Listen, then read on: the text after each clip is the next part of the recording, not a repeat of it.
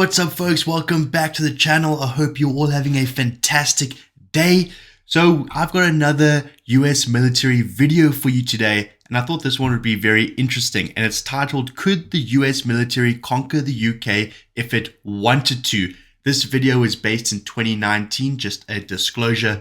So for me, I feel like this answer is fairly obvious. I would say yes. I would think the US could totally conquer the UK if they so wished. The US military is simply more advanced than anyone. It is larger than anyone, and they've got more personnel.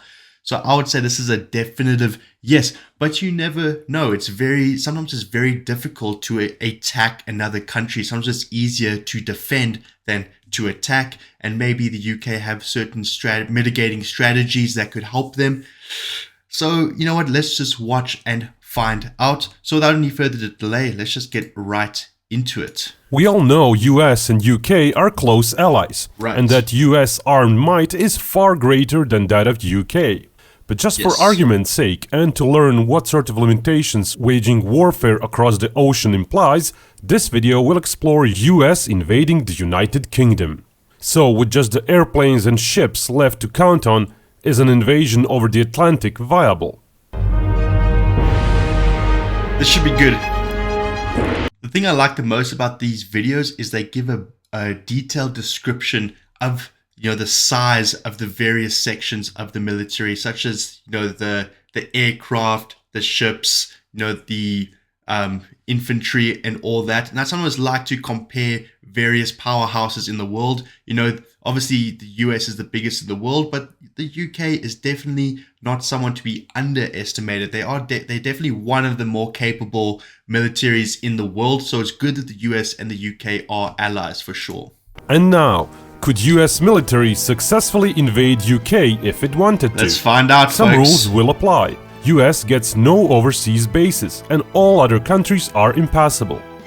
Distance from US to UK mainland is pretty big, especially when reaching London. Before trying to land any troops, the seas must first be clear of British ships, and Royal Air Force must be suppressed. US has a massive advantage when it comes to naval assets. Basically, all of its assets are made for oceans and could operate near UK if needed. While the Americans would need to sail to and from Britain, taking weeks away from their actual presence, US Navy could pretty much do whatever it pleases near the UK. It's interesting to point out that most of US ships do not carry anti-ship missiles. US Navy prefers to use their carriers for such missions. British Royal Navy is to go down a similar route. Their Harpoon missiles are old and set to be retired soon. Not all ships have them. Only a minor part of the British fleet has modern air defense systems. Basically, the sea war would be fought above the sea and under it, but the British lacked anti-ship missiles for its aircraft. Furthermore, British Tornado aircraft ceased to train for the anti-ship missions almost 2 decades ago.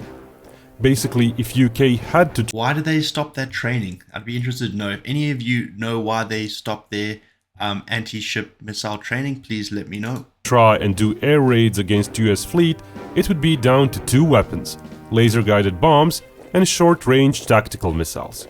Brimstone in particular might be the weapon of choice. While its warhead is tiny, Brimstone 2 has a decent range. Still, against dozens of potent destroyers designed to deal with many anti-ship missiles at once, it's unlikely UK could do much. British best bet would be their submarines. They're fairly modern. Theoretically, the British could use their ballistic missile subs as attack subs as well, and speed up the entry into service of another astute sub. So let's just check this. So the British submarine fleet, they've got 3 astute attack subs that have technology from the 2010s decade. The rest of their submarines all from the 90s, where if you look at the US fleet, you've got 16 Virginia attack subs that all have fairly modern technology, either from the 2000s or the 2010s decade.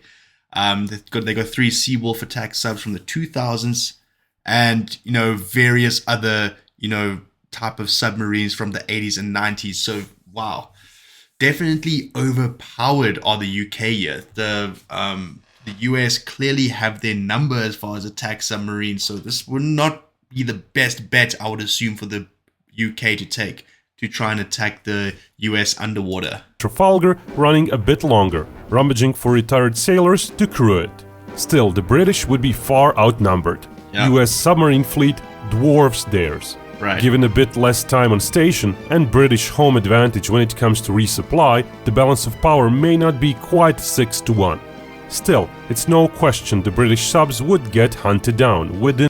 There's always something to take into consideration when it comes to the attacking and defending side. The defending side, they have their resources. They can set up where the attacking side have to travel far distances. And when they need resources, either they need to go back and resupply, or they need to send ships or aircraft or whatever to supply resources. So it's very difficult actually to attack. It needs to be done very strategically, where on defense, I feel like it's a bit easier. With all that being said, the British are still so outnumbered that you might find it doesn't even matter.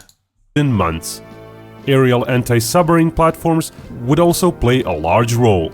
And while the British could use all their assets, even just the deployable portion of US assets would be enough to force the British subs into hiding.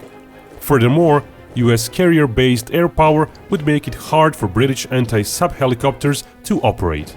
The main force projection would be done by US carriers, naturally. US could choose whether to use more carriers initially and then have less available later on, or to maintain a smaller number on constant patrol. To defeat the British Air Force, the former is more likely. US nominally has 11 carriers, but only 9 air wings. It does have an additional support wing, which is a lot bigger. So they've got... Okay, so 9 carriers. Interesting. Yeah, I'm not too sure about how it's divided. I always thought the US had at least 11 super carriers, of which each could occupy 70 aircraft. Obviously, the distribution of those aircraft is different. Not 70 of the same type of aircraft, but 70 aircraft overall. So that's around, if you send out all of your carriers, you could probably have around 700, different aircraft deployed at a single given time. But yeah, he's talking about 9 air wing carriers. So I'm not too sure. It may be the source of 1 or 2 more combat wings after some months of preparation. But crews aren't the only issue. Lifespan of a carrier necessarily involves lengthy maintenance periods. Right. Important to note is that the deployable period doesn't mean the carrier can actually be on a mission the whole time. Yep. Usually 1 or 2 deployments are made during those 18 months. They're very expensive Missions are to run. usually 6 to 8 months long, and several months are needed to prep the carrier and its wing for another mission. Shorter missions might give more deployments in the short term, but in the long term, they would require even more maintenance for every month spent out at sea. Because of all that, it's unrealistic US would send out more than 6 carriers at once, after a few months of prep time. Okay, so there he did say here in the graphic, right at the bottom here, US has a total of 11 carriers. So, okay. So he does know that. US would send out more than 6 carriers at once, after a few months of prep time. Similar issues would affect the aviation assault ships. Perhaps 4 to 6 could be deployed at once, after some preparations. Grand total of combat planes US Navy and Marine Corps could muster in a few months long air campaign is thus smaller than the total number of US planes. US might fly in fresh planes to replace ones that got lost. Flying them over the ocean to a carrier would be doable. What could the British respond with?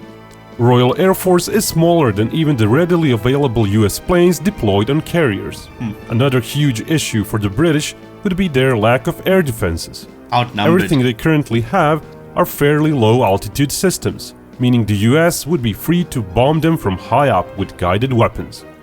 I can't help but find it funny, the little mascot puppet thing here that is giving us the information. Oh my goodness. Such a serious topic, but that such a funny looking puppet. UK would also suffer the US cruise missile barrage.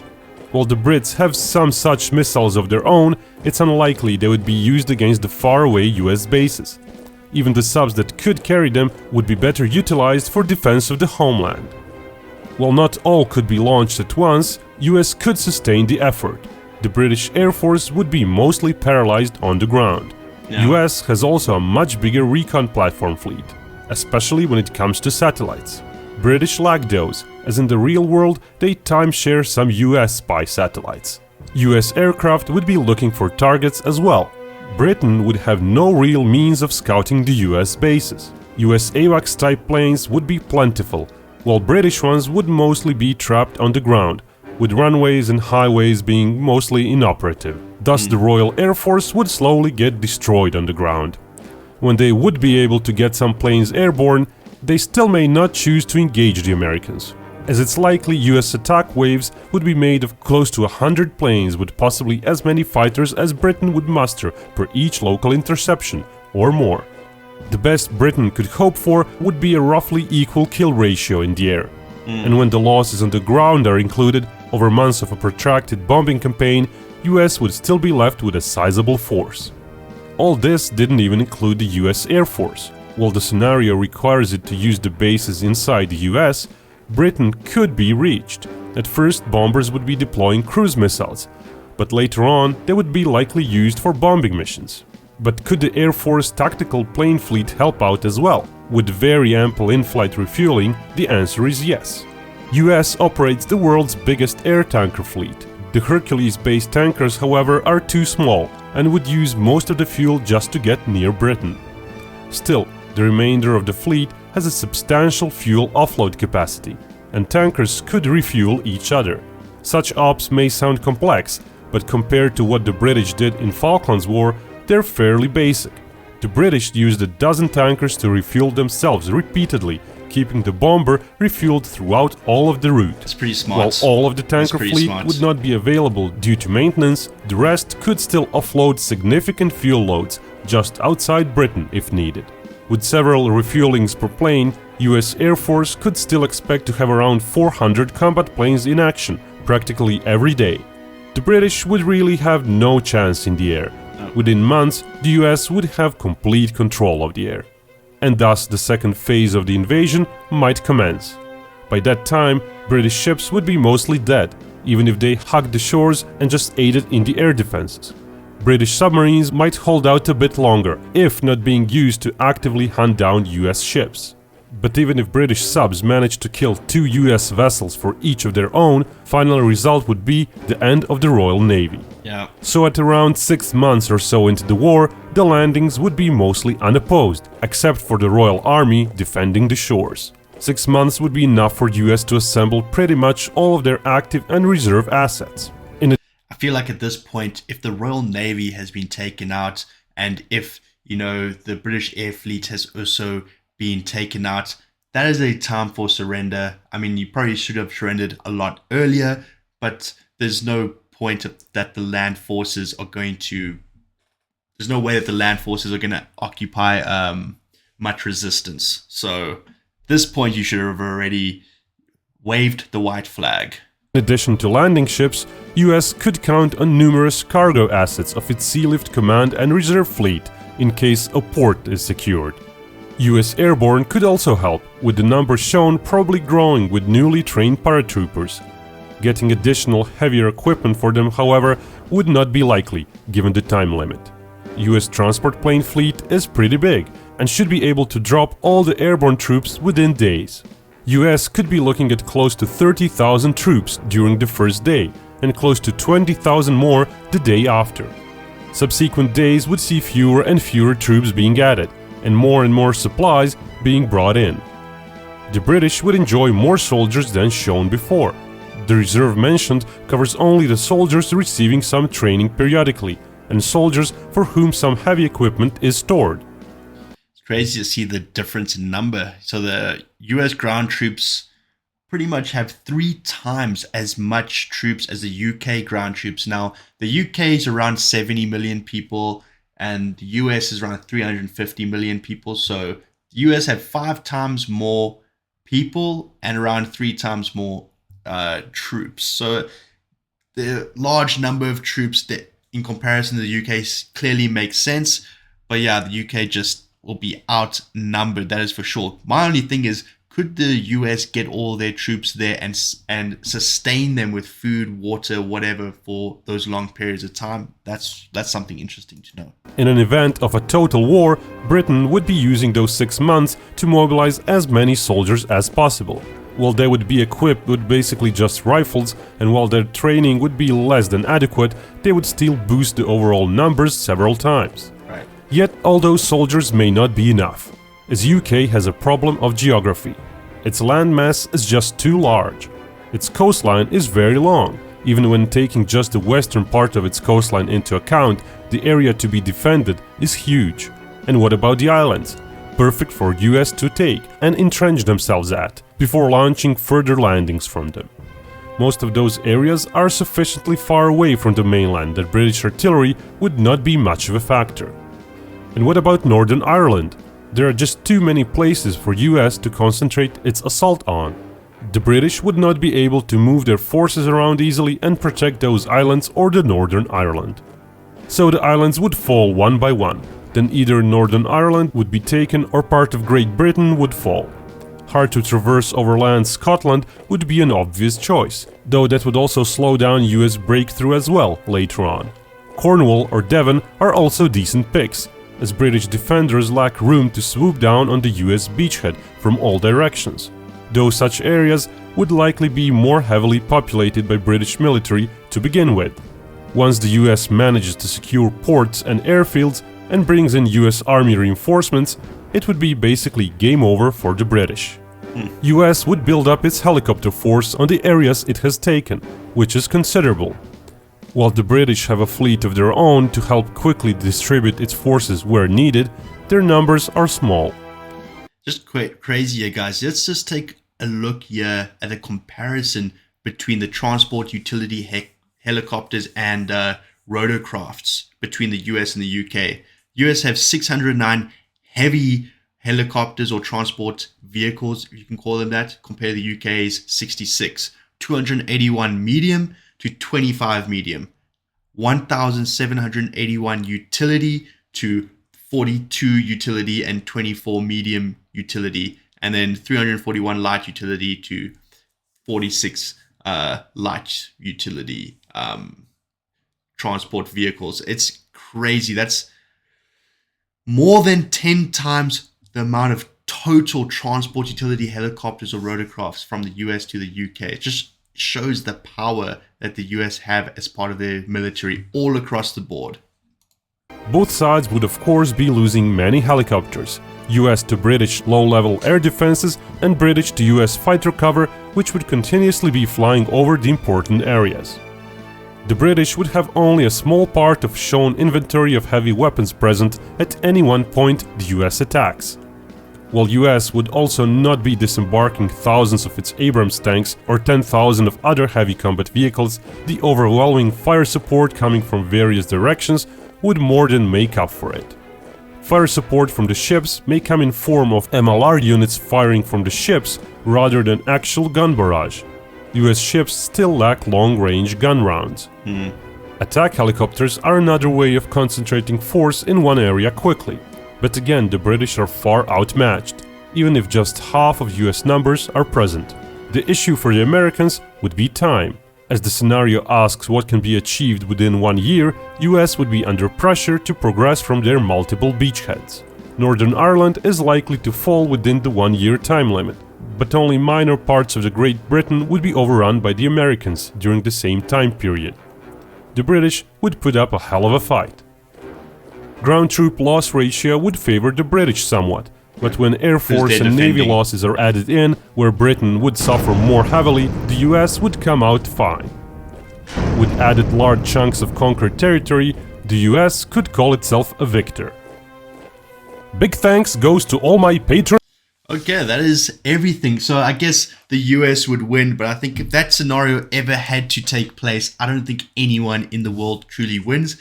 Thankfully, the US and the UK are big allies. It's very good to know that those two are allies because they are two of the best militaries in the world. The US, quite clearly, the biggest and best military in the world. What this video does show, though, is despite the large military that the US have, it's very difficult strategically to attack another nation. And that also simulates the simplistic scenario where it's simply 1v1, and you can send all of your forces without having to worry about defending your own homeland. So that obviously brings into question a lot more complications, where this scenario is simply a 1v1 simplistic scenario. But yeah, you ain't competing with the US military. Let's just be honest. Well, folks, I love reacting to these US military videos. If you like this video as much as I did, please remember to like this video and subscribe to the channel if you're not subscribed already. I'd really appreciate it. But folks, until next time, I hope you have the best week possible. I'll see you when I see you. Cheers.